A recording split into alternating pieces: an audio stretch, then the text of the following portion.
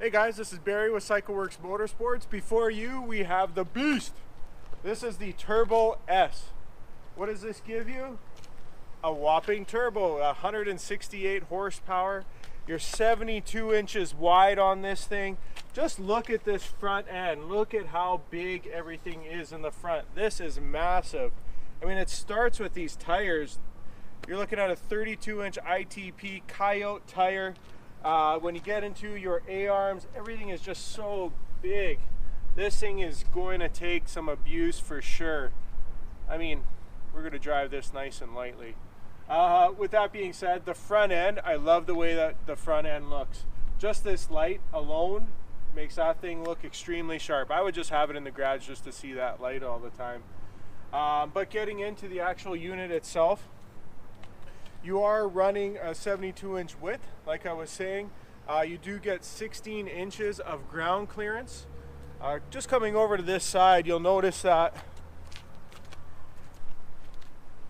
how high that sits up off the ground. That is massive. That will soak up the whoops. So with this guy, you get 25 inches of suspension travel.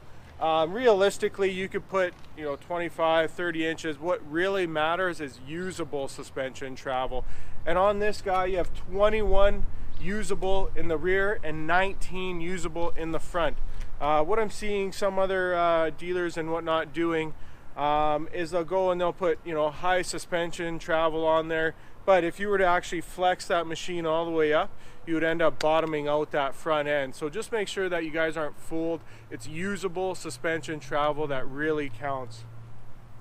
Intakes nice and high. Take a look at these shocks. Now these guys are the Fox live wells. I don't know if you guys have ever driven any of these. You kind of seen my my review when we did the dynamics. They carry that Fox live well shock as well. The beauty of that shock is that everything adjusts on its own accord. So literally, I'll put the setting in. I'll either go soft, I'll go, so just come take a look right in here. So we can go comfort, we can go sport, we could go firm on that guy. And then this machine will adjust to the surroundings and it'll adjust at 200 times a second. When we had these guys out, we were literally Mach 9 in the corners. We were stopping, all erratically. It would adjust the front end real quick. It would make sure it popped up. It would adjust the side of the machine to take out the body roll. I was truly amazed at just what this thing can do. Now it also comes stock with this ride command feature as well. I won't spend too much time on the ride command. Lots of people have already done it on YouTube. You do have the rear camera in this. You are actually wired in for the front, but it does not come with that front camera.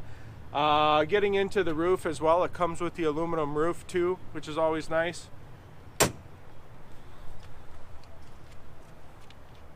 So now with that being said, this is the first one to actually come to our shop. I can't wait to actually get my hands on these out in the, I'd want to take it to Glamis or do something in the dunes with it for sure.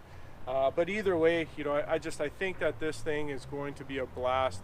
Everything is beefed up in it to take, the big bad tires, well, just the machine itself, right? Take a look at these trailing arms too.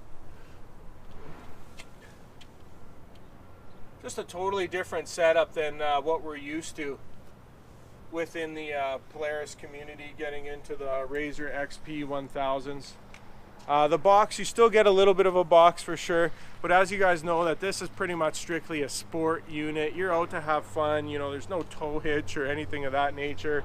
So getting into the box, you're still sticking with that 300-pound load. You can get into the back here, which is nice, getting into your air box or getting into the oil. What Polaris strives to do is they want to actually get in, give you high performance, but they want to give you accessibility as well. And protection actually, because I do notice that getting onto some of the units, when you take a look at some of the competitors, you'll take a look at where their housing is for their belt, and that housing is actually outside of the frame, which to me, I think that's going to create some massive problems. So guys, this is just a quick review on this Turbo S. Once I actually get some seat time, I'll get that onto YouTube as well. Appreciate you guys watching. Make sure you subscribe and thumbs up. Take care.